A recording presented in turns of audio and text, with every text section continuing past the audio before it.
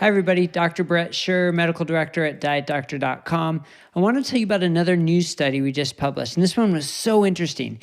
It was a survey that was published in Obesity Medicine, and what they did was they did a survey of female physicians, an online survey, asking what they did personally for themselves for weight loss, and then also what they recommended for their patients.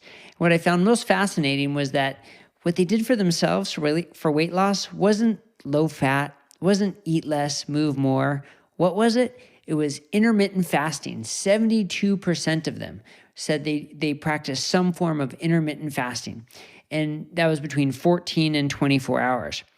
And then 46% of them, almost half, said they follow a ketogenic diet. And 26% said they follow a calorie-restricted low carbohydrate diet. No other intervention or no other practice made it up to 15%. So that's pretty dramatic.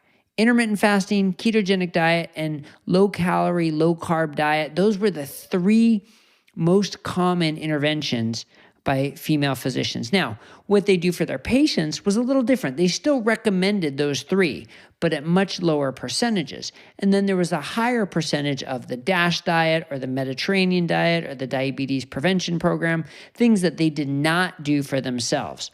So you could interpret this in two ways. Maybe their patients were a little bit sicker. More of them had diabetes or high blood pressure. So the doctors felt this other approach was better. Or you can interpret it as saying they're much more comfortable doing things for themselves that they see as not being guideline-based or not being standard of care. And when it comes to their patients, they feel they have to sort of toe the line, so to speak, or give the advice that's recommended by most organizations.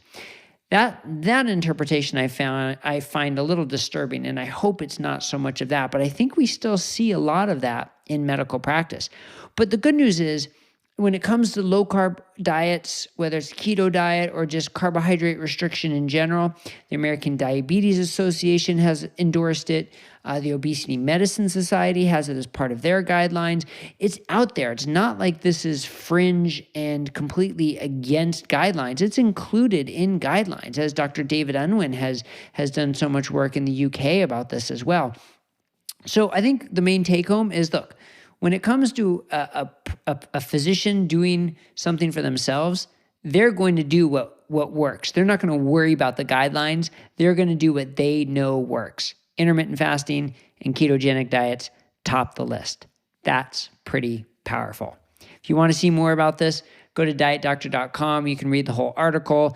And if you're enjoying these videos, make sure you click the subscribe button there so you won't miss any more. You'll get all the videos as they're updated. Have a great day. We'll see you next time on Diet Doctor.